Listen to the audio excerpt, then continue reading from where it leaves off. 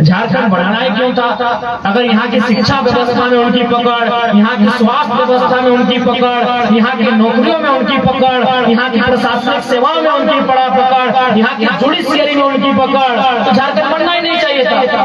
मैं आप बता दीजिए, अगर हमारा एक भी अल्फाज गलत है तो हम लोग कल से घर में बैठ जाएंगे। आप कहीं चले जाइए, आप हाईकोर्ट भी चले जाइए, वहाँ जज की संख्या गिनाइए, आप कहीं चले जाइए, आप किसी डिपार्टमेंट में चले जाइए, आप किसी विभाग में चले जाइए, हर जगह झारखंड के लोगों के साथ 100 साल अत्याचार की जो दास्तान चलाई गई थी आज से सैकड़ों साल पहले से आज तक वही बढ़ी। इसलिए आज हम लोग एक नया प्रयास करने आए हैं और साफ कहने आए हैं कि महाराष्ट्र मराठियों का है ना भाई?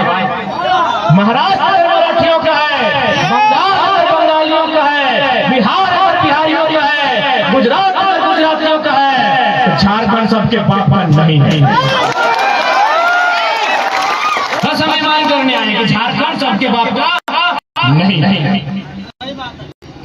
हमारे राज्य से सटे हुए 5 राज्य हैं, हमारे राज्य से सटे हुए 5 राज्य हैं, उत्तर प्रदेश, बिहार, छत्तीसगढ़, उड़ीसा, पश्चिम बंगाल। क्या उन 5 राज्यों में हमारे किसी भी व्यक्ति ने 1 इंच कहीं कब्जा करके रखा है? 1 इंच कहीं कब्जा किया है? उड़ीसा की राजधानी में चलिए हजारीबाग का टाउन, चलिए रांची का टाउन, चलिए धनबाद का टाउन, बोकारो मत जाइए, वहां पूरा सेल का जमीनें कब्जा कर दिया।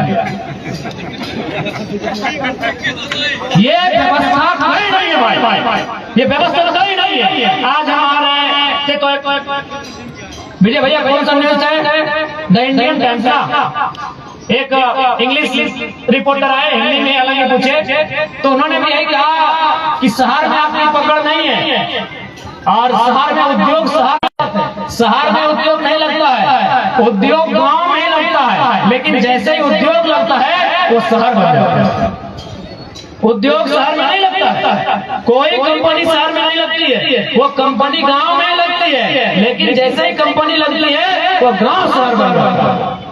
चाहे वो तिलैया रहे, चाहे हमारा सिंदरी रहे, चाहे कोई भी गांव रहे, तो ये दशा कहीं नहीं है। इसलिए आज अब सवाल है कि आखिर कारण क्या है? आखिर किन कारणों से हमारे राज्य की दुर्गति है? हमारे राज्य से 14 साल बाद एक राज्य बना था, मालूम है आपको? हमारे राज्य से 14 साल बाद एक राज्य बना था, उस राज्य का नाम है तेलंगाना। आंध्र प्रदेश से कट के 2014 में एक राज्य बना, उस राज्य का नाम है तेलंगाना। आज तेलंगाना राज्य जीडीपी के मामले में भारत का दूसरे नंबर का राज्य है। करंट स्थिति क्या है? शायद आप लोग या तीसरा होगा या दूसरा होगा, यानी 14 साल बाद एक राज्य बनता है और भी उस राज्य में हमारी तरह माइंस नहीं है, हमारी तरह स्रोत नहीं है, हमारी तरह संसाधन नहीं है। आज वो राज्य भारत देश में जीडीपी देने के मामले में दूसरे नंबर का राज्य है। और अगर आप झारखंड की बात करेंगे तो हम भी हैं टॉप में, लेकिन पीछे से, हम पीछे से टॉप में। अभी कौन झारखंड? जो झारखंड कोयला देता है, जो झारखंड अभ्रक देता है, जो झारखंड यूरेनियम देता है, जो झारखंड थोरियम देता है, जो झारखंड मीथेन गैस देता है, जो झारखंड लोह अयस्क देता है, जो झारखंड तमाम प्रकार के अयस्क देते हैं, आज वो झारखंड कहाँ है? अगर शिक्षा की बात करें तो पीछे से, स्वास्थ्य की बात करें तो पीछे से। अगर आप स्वास्थ्य हाल जानना चाहते, स्वास्थ्य हाल जानना चाहिए, हर एक इंसान को स्वास्थ्य भी हमारा अधिकार है। आज अगर स्वास्थ्य की बात करें तो हमारे राज्य का सबसे बड़ा स्वास्थ्य केंद्र कौन सा है? रिम्स है। झारखंड में सबसे बड़ा स्वास्थ्य केंद्र, पहले हाईकोर्ट ने फटकार लगाई थी रिम्स को कि यदि आप व्यवस्था नहीं दे पाते हैं तो बंद कर दे। यानी हमारे राज्य के सबसे बड़े स्वास्थ्य केंद्र पर भी सवाल खड़ा है। इतना लूट मचा है, इतना भ्रष्टाचार फैला है, इतना करप्शन है, इस राज्य के सर्वोच्च स्वास्थ्य केंद्र में सवाल खड़ा है, रिम्स में सवाल खड़ा है। और ये सवाल हमने नहीं, इस राज्य के माननीय हाईकोर्ट ने खड़ा किया कि बंद कर दीजिए। तो भाई ये राज्य बना किसके लिए? आप हमारे स्वास्थ्य की बात नहीं करोगे, आप हमारे शिक्षा की बात नहीं करोगे, आप हमारे रोजगार की नहीं बात करोगे, तो ये राज्य क्या केवल मुख्यमंत्री बदलने के लिए बना है? ये राज्य क्या कुछ परिवारों के लिए बना है? आप बताइए। हम तो सुने थे कि खाली हेमंत दादा ही अपने परिवार को देख रहे हैं, यहाँ जानकी यादव और अमित यादव भी सब चाचा भतीजा है। ऐसे कैसे चलता हो चाचा भतीजा? ये घर घर कहानियां साहब, आ बेटा आप बताओ कहानियां साहब। हम तो सोचे थे कि खाली जो हेमंत सोरेन मुख्यमंत्री साहब हैं वो आनंद फानंद में कल्पना भाभी को चुनाव लड़ाए, गांडे से गांडे जीत गई, चंपई चचा को बैठा दिए, मुख्यमंत्री बन गए। तो बिल्कुल आप 3 महीना माननीय मुख्यमंत्री 3 महीना कुर्सी से बाहर नहीं रह सके, तो सोचिए हम लोग 5 साल 10 साल 12 साल 15 साल घर से बाहर जाते हैं हजारीबाग के लॉज में कैसे?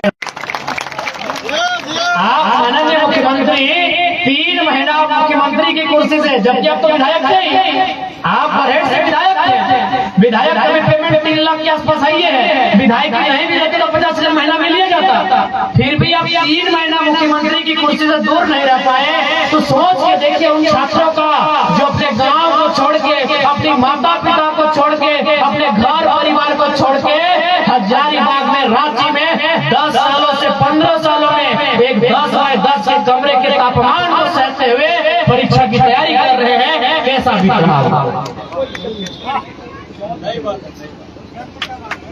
मैं आप बताइए क्या भाई कुछ परिवार के लिए झारखंड अलग हुआ था? चाहे वो किसी का परिवार रहे, मुख्यमंत्री का परिवार रहे, चाहे बरगट्ठा के चाचा भतीजा का परिवार रहे, चाहे हजारीबाग के यशवंत सिन्हा और जयंत सिन्हा का परिवार रहे, चाहे गिरिडीह में चंद्रप्रकाश चौधरी जी और उनके भतीजा सिल्ली के नेताजी का परिवार रहे। ये राज्य गिने चुने परिवार के लिए अलग नहीं हुआ था, ये राज्य अलग हुआ था 3.5 करोड़ जनता अलग हुआ था उनकी सुरक्षा के लिए, ये राज्य अलग हुआ था उनकी बेहतर स्थिति के लिए। तो इसलिए आज 24 साल के बाद भी, आज 24 साल के बाद झारखंड का हर एक युवा जो थोड़ा सा भी राजनीति को समझता हो, जो थोड़ा सा भी राजनीतिक ज्ञान रखता हो, आज गांव की गलियों में, आज खेतों की पगडंडियों में, आज चाय की दुकान में, पान की दुकान में बैठकर ये चर्चा करता है कि राज्य किसके लिए बना था, ये राज्य किसके लिए बना था। हम तो प्रदेश जा रहे हैं, अरे हम तो कुवैत, हम तो दुबई, हम तो मलेशिया जा रहे हैं। यही बरगट्ठा क्षेत्र के लोग बम्बई में मिले थे, बहुत पीड़ादायक स्थिति बताई उन्होंने। यही बरगट्ठा देखिए दादा लोग हाथ खड़ा कर रहे हैं, यही बरगट्ठा के लोग बम्बई में मिले थे, यही जयनगर पिक्चो के लोग बम्बई में मिले थे, यही राजधनवार के लोग हैदराबाद में मिले थे, यही बिशुनगढ़ और बगलपुर के लोग पूरी दुनिया में मिलते हैं। तो ये सवाल तो आज राज्य जो राज्य 40% खनिज संपदा देता हो, जो राज्य के कण कण में खनिज है, जो राज्य करोड़ों का टर्नओवर देता हो, वो राज्य किसके लिए, किसकी झोली में ये राज्य? आज यहाँ के नौजवान पलायन करके प्रदेश जा रहे हैं, आज यहाँ के नौजवान पलायन करके विदेश जा रहे हैं, और विदेश जा नहीं रहे हैं। प्रत्येक 15 दिन में बड़ा दर्दनाक, एक दुखदाई, एक पीड़ादायक तस्वीर सामने आती है, जब दुबई से, मलेशिया से, सूरत से, हैदराबाद से, केरल से एक डेड बॉडी घर आती है, बहुत ही पीड़ादायक तस्वीर सामने आती है। कल भी एगो आएगा, डेड बॉडी आई, क्या दृश्य बना दिया राज्य का। कभी किस राज्य का जहाँ 40% खनिज मिलता, क्या ये इनकी जिम्मेवारी नहीं थी जिनको हमने सत्ता दिया? क्या ये चाचा भतीजा के साथ साथ देश राज्य में जो बाप बेटा की सरकार है उनकी जिम्मेवारी नहीं थी, उनकी नैतिक जिम्मेवारी नहीं थी इन विषयों पर सोचने की, इन विषयों पर चिंतन मंथन करने की? यहाँ तो सुनने में आया है कि जो चाचा भतीजा का गुणगान करता है चापाकल उनको मिलता है। क्या व्यवस्था बना दिया है भाई? ये व्यवस्था इन्होंने बनाया है कि यहाँ जो उनका गुणगान करता है, जो उनकी चरण पादुका को अपने मस्तिष्क से, अपने सिर से स्पर्श करने का काम करते हैं, उनको यहाँ चापाकल मिलता है, उनको यहाँ काम मिलता है।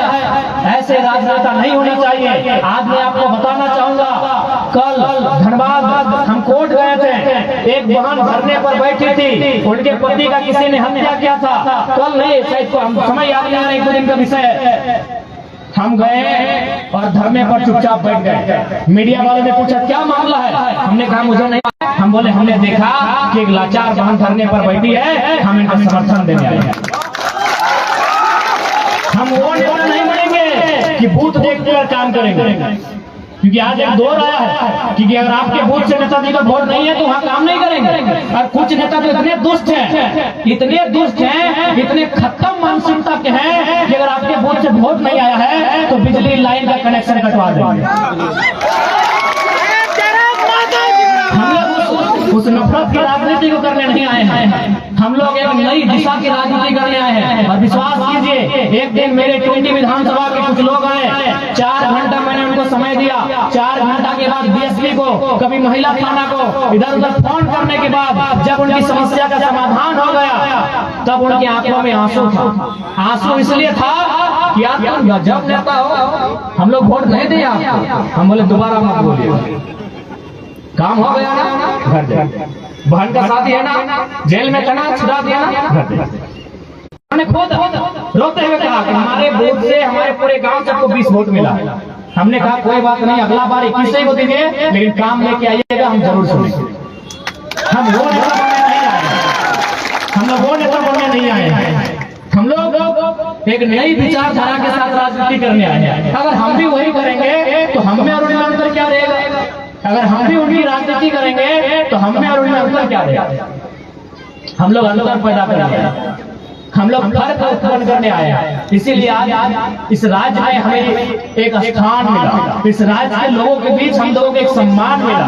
और बिल्कुल चाहे कोडरमा लोकसभा की बात कीजिए, चाहे बगल में हजारीबाग लोकसभा है, और पीछे तो फिर गिरिडीह हम खुद हैं, हजारीबाग लोकसभा है, कोडरमा लोकसभा है। आपने हमारे पार्टी के कैंडिडेट को तीसरे नंबर पर रखा, ये भी हमारे लिए गर्व की बात है, इसके लिए आपका आभार।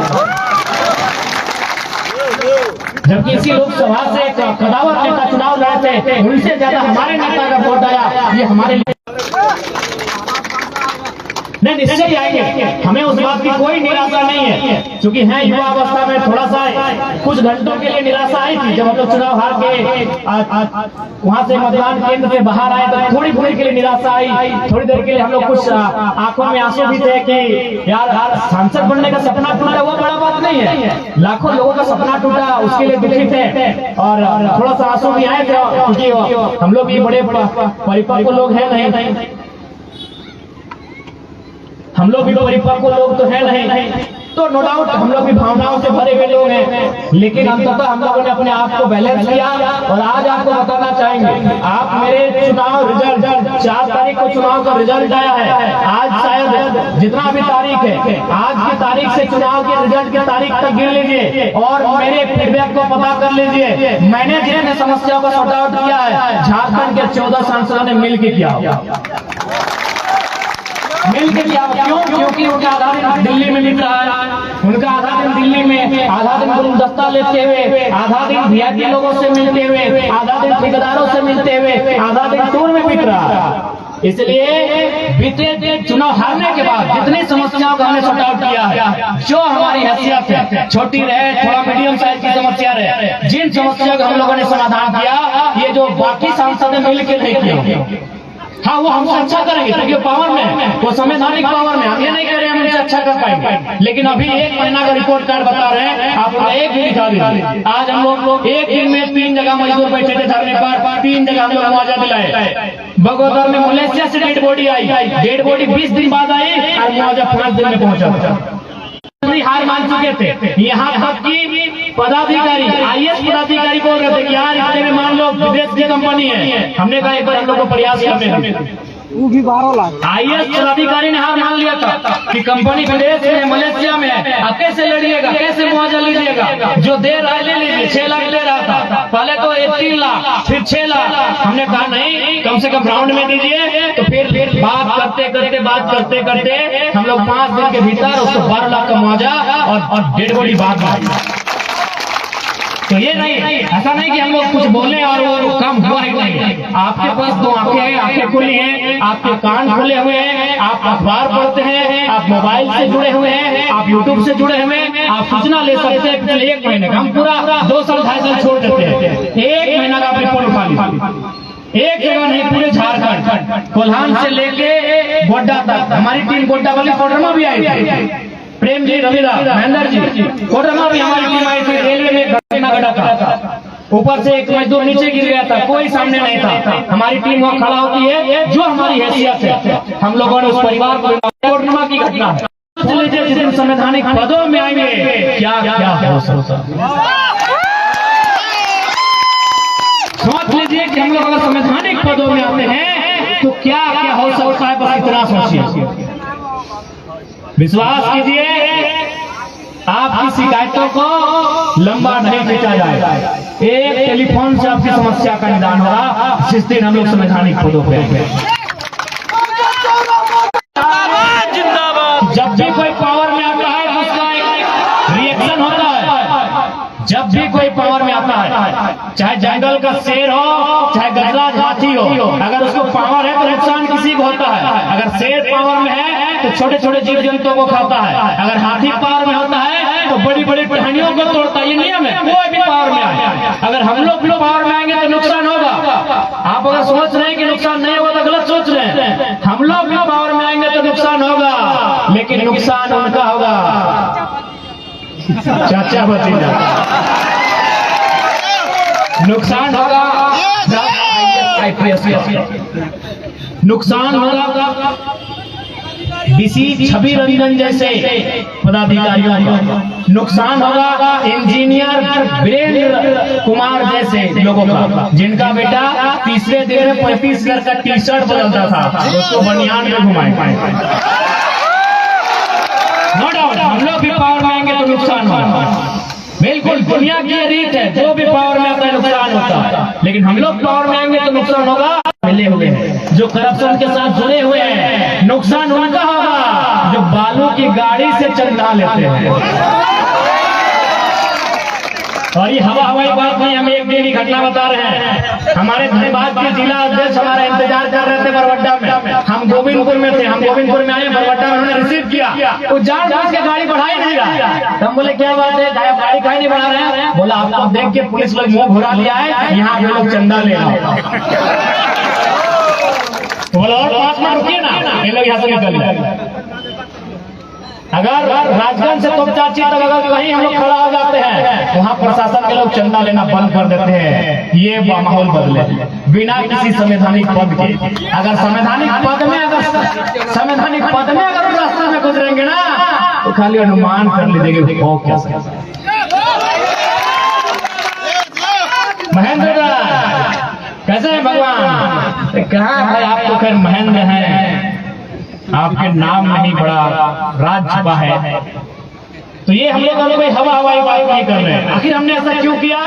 इसका रीजन है हमारे अंदर की हिम्मत, हमारे अंदर का रिस्क। ये जो नेता है ये रिस्की नहीं है। रिस्की क्यों नहीं है? आपको भी मालूम है, इतना पैसा कमा लिया है, इतना ही लोग पैसा कमा लिया है। अब पता नहीं आपके इधर के नेताओं की हाल नहीं जानते हैं। उधर तो हम मालूम है, हमको घर वाली अलग है, बाहर वाली अलग है, पूरा स्मूथ चल रहा है। उनको जिंदगी से है, और जिसको जिंदगी से है वो तो डरेगा ही। और हम लोग बोलते हैं भैया हम लोग तो कफन से करके आए हैं, अगर जाएंगे तो बेचारों को मचल के लेके जाएंगे। खुला बोले। हमारा देखिएगा एक धरना था, बगल में 12 थाना की पुलिस थी, स्पेशल हमारे लिए आई थी। जरा मत जा रहा है, थोड़ा देखिए। 12 थाना की पुलिस थी, डीएसपी साहब बगल में खड़े थे।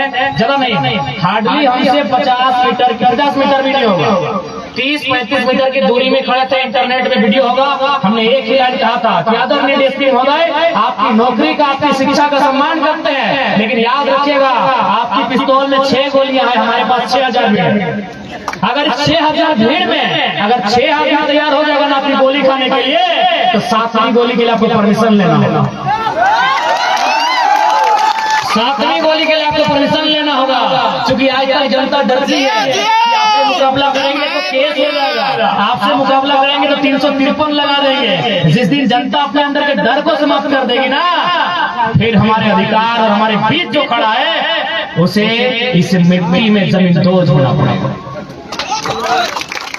इसलिए इस बात पर हम लोग विश्वास दिलाते हैं कि अगर झारखंड की पॉलिटिक्स में जो भी आता है, हम ये नहीं कह रहे कि आप बरकट्टा विधानसभा से हमारे नेताओं को मौका दीजिए। संजय मेहता रहे, उदय मेहता रहे, महेंद्र प्रसाद जी रहे, रवि जी रहे, राजेश दत्ता रहे, जो भी रहे, आप जिनको भी मौका दीजिएगा एक बार परख लीजिएगा उसकी क्वालिटी। हमारे पास 20 सांसद हैं, लेकिन सवाल है उनके अंदर की जिगर का। क्यों न वो मुंह किसके खिलाफ बोलेंगे? आसान नहीं है। बीसीसीएल आज अगर कुलांचल को आप जानते हैं, यहाँ घर से बैठ के धनबाद को, तो जितना हत्या चोर उचक्कों ने नहीं किया है उतना बीसीसीएल जो भारत की बड़ी नामी कंपनी है उसके लोगों ने मिलकर हत्या किया।